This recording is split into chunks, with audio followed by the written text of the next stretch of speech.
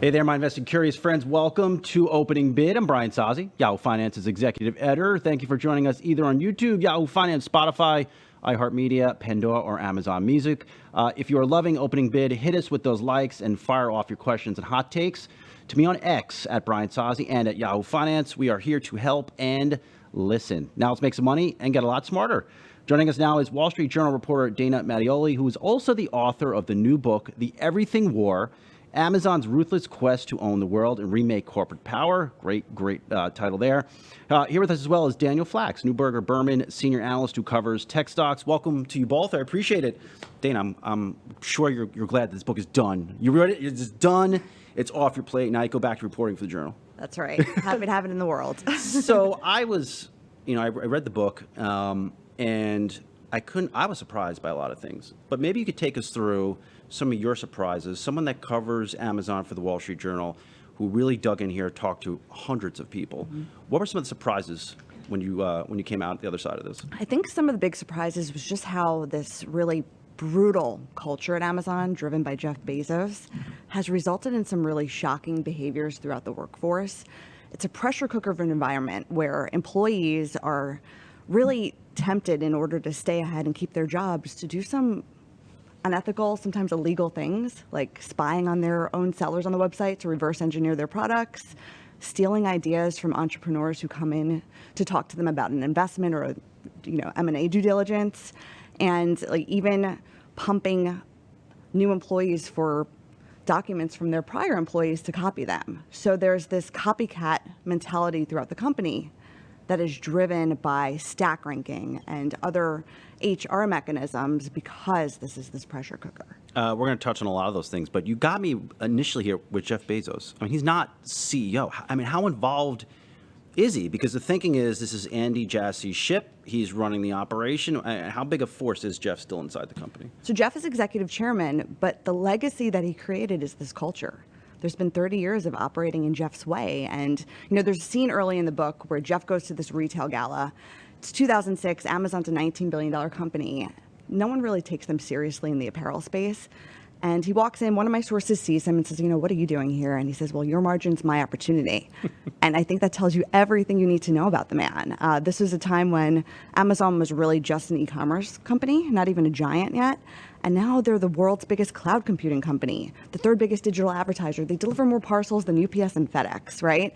And while I was reporting out the book, they bought my doctor's office, One Medical. So their tentacles have just kept spreading. And Jeff's view of having everyone's margin as his opportunity has really panned out, but also has the culture. He wanted these people to have a killer mentality. He says that early on in the book. And they do, because if you don't, you're gone. Do they still let you in One Medical now after you wrote this book? Do they have your picture on the wall? I left on One Medical because it became a little bit uncomfortable. That's fair enough. So I want to go line by line a lot of things you address in this book, because okay. I think it will surprise a lot of investors. But Daniel, how is Amazon viewed on Wall Street at this point in its life? It's viewed as a company that's continuing to innovate. They're much, much bigger. So clearly they have to create markets and they need to invest in places. They're going to fail very often in what they do. But the key with Amazon and really these other big platform companies is the ability to iterate, change, evolve. Even the cloud business, if you think about it, it came out of their own internal needs. And so they were able to take that and then bring that to other customers. And when we talk to customers, they get a lot of value there. It's not that Amazon is perfect. None of these organizations is perfect. The key, though, really is to innovate, evolve your culture. They are a fiercely competitive company. But if you look at the technology landscape, if you look at the retail landscape, all of these companies are fighting tooth and nail, as it were, and many are not able to survive. So as an investor, as a long-term shareholder, we look at the company and think, they're innovating in the e-commerce business, more one-day delivery, getting you your toothpaste and paper towels. Which I need. In fact, I have a new toothbrush coming overnight. It was like $5. Thank you, Amazon. I mean, it is. So the cloud, think about all the new workloads in areas like generative AI and advertising. They are big, but that can be a meaningfully bigger company. So you pull it together as a long-term shareholder, and they're not going to make every single quarter. But if they can empower the people on their platform, the sellers, deliver value to the buyers in the cloud business, the developer community. That, in my view, helps to create longer-term shareholder value. But it's a journey. Do you still view Amazon as a Jeff Bezos-led company? I think every organization is about in this case, over 1 million men and women who work there. It's all the developers in the case of Amazon who build on the platform. I think Jeff Bezos has been an exceptional, clearly very competitive technology and business visionary. However, I think Andy Jassy, I think all the other men and women who lead this company, those who are coming into it, they're the ones who are going to continue to push ahead. I don't think it's just about Jeff Bezos. I think it's a lot bigger than that. Dana, take us inside Amazon's culture. Yeah, so this is a company that was started in 1994, and Jeff surrounded himself by sort of hippie Seattle types, okay? Very granola. These are people that wanted to democratize reading. And in the early days, you know, these people were very different from Jeff, and he was sort of using them to prove out his concept. And there comes a time when he is sort of derisive toward their ambitions. He wants this thing to take off and make money. And what happens is the company IPOs, and it's off to the races. Jeff and his CFO convince Wall Street that this should not be valuated by profits, we should be valuated by growth. And that gives them so much bandwidth to steal share from everyone else and undercut on prices. And all the hippies leave. And all the MBAs come in, and the culture starts to change. Jeff starts creating a company in his image. And the hippies went to Whole Foods, right? Which is now also owned by Amazon. But, you know, the hippies leave, the MBAs come in, and Jeff becomes enamored with Intel at the time doing stack ranking, sort of like the Jack Welch GE thing where they, you know, cut the bottom 10% of people every year. Rank and yank, right? Ranking yank. Wow. And that has lasting consequences for Amazon's culture. You know, it becomes punishing, unforgiving people whose parent died, for instance, wind up on the chopping block because they had a bad quarter where they're not really producing as much. And cut to today, it's a culture where people are fearful. You know, there's a scene in the book where an engineer gets hired by Amazon, and he's excited, he's doing great work, he's kind of working around the clock, but he loves it. And it comes time for yank and rank, and he's put on a PIP, performance improvement plan. And in the book, he goes to work and he sits at his desk and starts typing out a suicide note. And it says, "This is a cautionary tale for my fellow employees." And the last line is, "Now look out your window and watch me fall." Goes to the roof and jumps off. And I have the 911 call. You could hear the other employees trying to save him. They're calling the ambulances saying, "Get here." You hear him screaming in the background. And I think Amazon's reaction to that was really telling. This is during the workday. It's pretty traumatizing. The employee survives, but instead of addressing this publicly or with their own employees or helping with them with counseling, their whole plan was to delete the email from everyone's inboxes and pretend it didn't happen, go on with the day. And what I've noticed in writing about this company and reporting out this book, speaking to 600 people, including 17 ST members that reported to Jeff, 5 board members. That's like the high-ranking super SWAT team that at Amazon. Reported to him. And having hundreds of pages of internal documents is they rather bury a negative anecdote about them or something that's inconvenient than address the root causes of why that's happening to begin with. You know, the HR systems have not become any less punishing.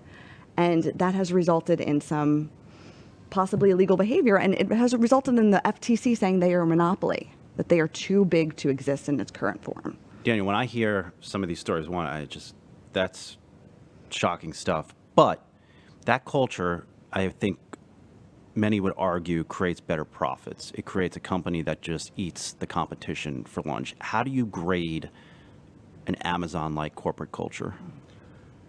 I look at the balance that Amazon is trying to strike, and there's no question it is a fiercely competitive environment. The margins in the retail business, as I think we all appreciate, are razor thin at best, and in many cases they may lose money as other retailers may lose money on a given product. The key when I think about Amazon is that can they invest in their employees? So, for example, they give them opportunities to take more classes.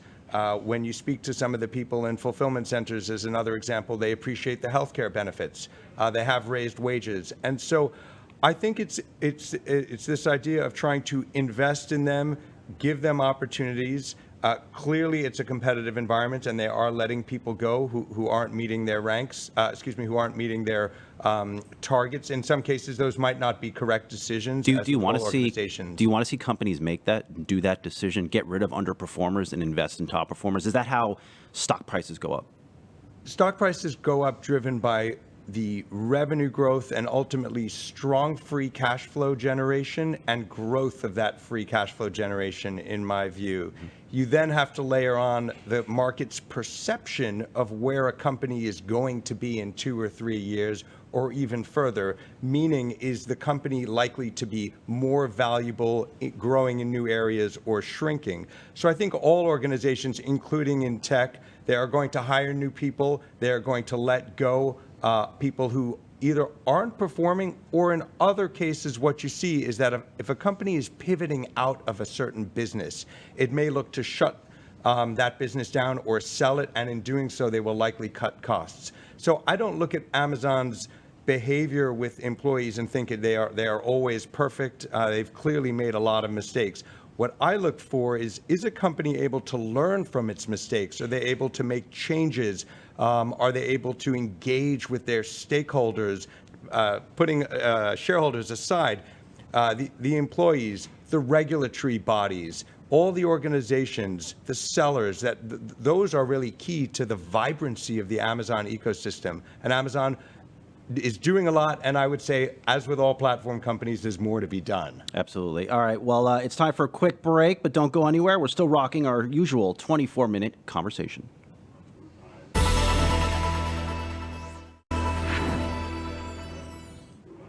So, Dana, we were talking about Amazon's culture. Has Amazon learned?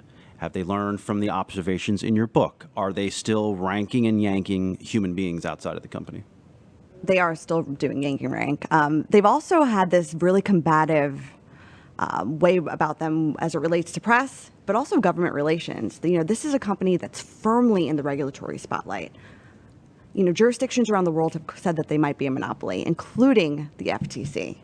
And instead of, doing what a typical company would do, which is, make friends of regulators or at least lobby them in a way that's constructive, they've really botched government relations and have been combative. Which doesn't make any sense. It doesn't, because they could be broken up as a result of this lawsuit. And in the midst of the FTC calling them a monopoly, they've deleted all their signal messages for 2 years related to M&A and antitrust, right? So these are not the sorts of things that build bridges and sort of help you make your case when you're in the regulatory spotlight. For those not familiar, why is the FTC contending that Amazon is monopoly? Yeah, it's really fascinating. To Dan's point, the seller base is really important to Amazon. This is, where 60% of all of their retail sales come from is third-party sellers. And Amazon for years has been where 40% of all online shopping in the U.S. happens. So sellers need to be there. And for the last decade, they've known that, and they've been able to extract more rent from these sellers. So for instance, a decade ago, on average, Amazon took 19% of every dollar a seller made in revenue on Amazon. Today, that's 45%. Mm-hmm. And that means those sellers, in order to have any sort of margin, a lot of them have had to raise their prices. So basically, whoever I ordered my toothbrush from is probably losing money. But I mean, I need the toothbrush. Or maybe he's charging you more. Maybe charging me more. And the FTC is saying that Amazon has this undue power over sellers on Amazon.com. And because if you're a seller on Amazon.com, you have to charge your lowest price on Amazon.com, your toothbrush seller, if he's charging you $5 on Amazon, has to cover all those fees. He's also charging $5 for that toothpaste on Walmart.com and Target.com, even if he could make more money on those websites. So is Amazon responsible for inflation?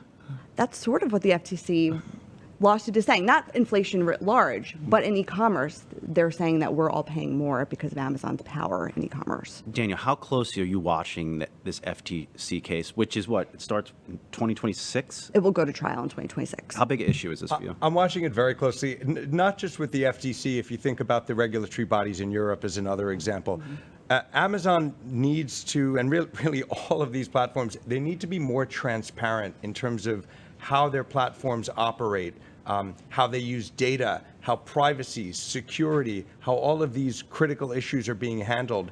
And it's not that Amazon, I think, will ever have all of the answers. It's a case of, are they iterating? Are they working? Are they engaging with the for example, the regulators in France and the US and all of the different countries that they operate in, Germany, Japan, the United Kingdom. And so are they able to basically take what they're doing, work with the bodies to help shape the issues, and clearly if regulators and governments make it too onerous for some of these corporations, some of these platforms to operate, they may choose not to operate there, or they may choose to have a smaller presence. So as a government or a regulator, it's about striking a balance. Clearly, all of us want more competition, more choice. At the same time, and you're seeing this more broadly in technology, for example, with semiconductors, governments are appreciating that in order to shift or improve the balance, for example, of where chip production happens, more investment is happening clearly in the United States, in parts of Europe. And so Amazon does need to do more. I think it's a journey for them. I think Andy Jassy and the leadership team have an opportunity to improve transparency. But I still, when I think about what they're doing for a lot of their sellers, the buyers, the developers, consumers in general, I think they have been a positive force. Not perfect, but generally a positive force. Can I jump in on Yeah, transparency? of course, fire away. So what's fascinating to me too is they haven't been very transparent with their shareholder base. I was able to get unvarnished financials from my sources at the companies, not what they report to Wall Street, what they report internally. And their balance sheet looks way differently than what's out in Wall Street. For instance, on the advertising part of the business, which is wildly successful for them, it's like a new AWS almost. I was able to learn, they don't report their profits. I have their profits. It's like a 90% operating margin, which is mind-blowing if you think about it for something that's growing as big as it is. Their retail side of the business, which has this misnomer of not being very profitable, when you see the unvarnished financials, it's extremely profitable. There's billions and billions and billions of dollars more in profits that are not reported to Wall Street because they're invested in money-losing businesses. Mm-hmm. And that to me was like very, very fascinating. There's a lot of opacity when it comes to Amazon. So Dan, I think it's a very good point. So it's important, I think, for listeners to understand the perch from a Neuberger Berman perspective. Very influential person or company in the markets, of course. How concerned are institutional investors about a breakup of this company? Are they inclined to sell the stock today in advance of something like that happening, or they can care less as long as Amazon is beating quarters? Brian, I think it's a very interesting time for Amazon, because if you look at, for example, Amazon Web Services, were they to separate that business, it would be worth a significant amount, even close to the majority of the share price of Amazon today. And that business has healthy double-digit revenue growth prospects, attractive margins. They're investing tens of billions annually, and maybe I'll double-click on that point. If you think about what Amazon's been doing in their retail business, clearly in their cloud business, they're investing tens and tens of billions in R&D and capital expenditures every single year, through good economic times and through tougher ones. And that's helped them deliver differentiated solutions. But to go back to that point, Amazon Web Services would be worth a significant amount. There are elements in their retail business where they're losing money. So for example, many international markets they're investing, hoping to turn profitable 7, 8, 9 years from now. And so in my view, they're taking very much a longer term framework or horizon there. The key is that were they to break it up, I suspect it could be worth more, assuming in the retail and the advertising business they could continue to execute well. I would imagine they would look to further cut costs of some underperforming units in that scenario, because it would need to exist on its own. And so when you look at Amazon, even some of the other tech platforms, there is an argument to be made that they actually would be worth more broken up. How serious do you think Amazon is about making its own chips, and does that enhance the value for a business like that? Investing in the silicon and really bringing a level of differentiation to the chips in your environment. So for example, Inferentia, Trainium on the artificial intelligence side, Graviton, where they've had a lot of success, where you're able to come up with chips that give you the cost benefit, could be lower power, performance that really makes sense in your environment. I think it's incredibly important. You're seeing others do that. Google has done that very successfully. Apple does that. And so the ability to build from the silicon up I think provides a level of differentiation, a level of stickiness, if you like, that's powerful. All of these companies, though, they're going to invest internally, but of course, Amazon's going to rely on partners like NVIDIA, Intel, AMD, and so you have to do both. But the silicon differentiation, I think, is very, very valuable. How does Lina Khan go about breaking up an Amazon? I mean, she's laid the groundwork, She's laid the groundwork. but what if there's a change in the White House? I think if there's a change in the White House, this lawsuit stands. I've been speaking to people in the Trump administration. I spoke to Peter Navarro for my book. In addition to calling Jeff Bezos a sociopath on the record, he said that if Trump would have won a second term in the White House, they would have broken the company up. So there's no love lost between. They don't like each other. No. I mean, Bezos took a lot of hits during the Trump A administration. ton, partially because of his ownership of the Washington Post. But Donald Trump's friends told me a big impetus was that Donald Trump was jealous of Jeff Bezos' wealth. So there's that too. So there's like also personal animus there. So, if Trump wins, I don't think Lina would be the chairwoman of the FTC, but he's the one who opened the lawsuit, and it was under his terms. So I think it stands. If the company were to be broken up, she hasn't explicitly said that, but if you read the lawsuit carefully, there's language that basically says a breakup. It wouldn't be a wholesale breakup of the company because the lawsuit's pretty narrow. I think it would more be logistics versus retail. Maybe you spin off FBA and logistics and that becomes its own company. But to Dan's point, there's a lot of parallels in my book between Amazon and Standard Oil. And Standard Oil fought a breakup tooth and nail. John Rockefeller did not want to break up Standard Oil.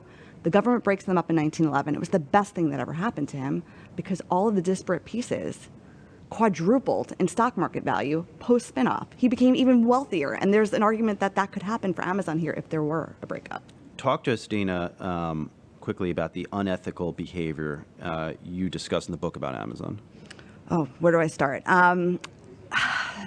One anecdote really stuck with me. Because Amazon's one of the biggest companies across industries, beyond retail, a lot of founders have to meet with it for, investment, like a Series A or, M&A talks. And the same pattern played out time and time again. A company would go to Amazon, divulge all of their information, their product roadmaps, their financials, take hours of meetings. Amazon would bring all of the leaders of its top businesses to these meetings, people that stood to benefit from this information. And then the company would get ghosted, and Amazon would announce the very same product a year later. And this just decimated a lot of companies. And I found in my reporting that it was basically by design. Amazon had a clause in its NDAs called a residuals clause that said, and this was unique to Amazon, anything retained in the memory of Amazon's executives during these due diligence meetings could be used without legal impunity. So we could use anything we learn in these meetings and we can't be sued. And there's very vivid examples in the book where Amazon does just that. I mean, the Alexa is an example of this. Back in the early days, where they met with a company called Ubi and might have ripped off its technology and learned everything from it. Wow. All right, Daniel, no pressure here. In the last about 30 seconds we have left, buy, sell, or hold Amazon stock based on everything that you've learned here today and based on your understanding of the company. Buy Amazon stock for the growth, the reinvention, rapid failure in instances, but the ability to come out stronger through empowering others to be successful on the platform. All right, fair enough. We'll leave it there. Daniel Flax Newberger, Berman senior analyst who covers tech stocks and of course Amazon, and then Wall Street Journal reporter Dana Mattioli, who is also the author of the new book, The Everything War: Amazon's Ruthless Quest to Own the World and Remake Corporate Power. Thank you both. I appreciate it. Thank you. Thank you. And that's it for the latest opening bid.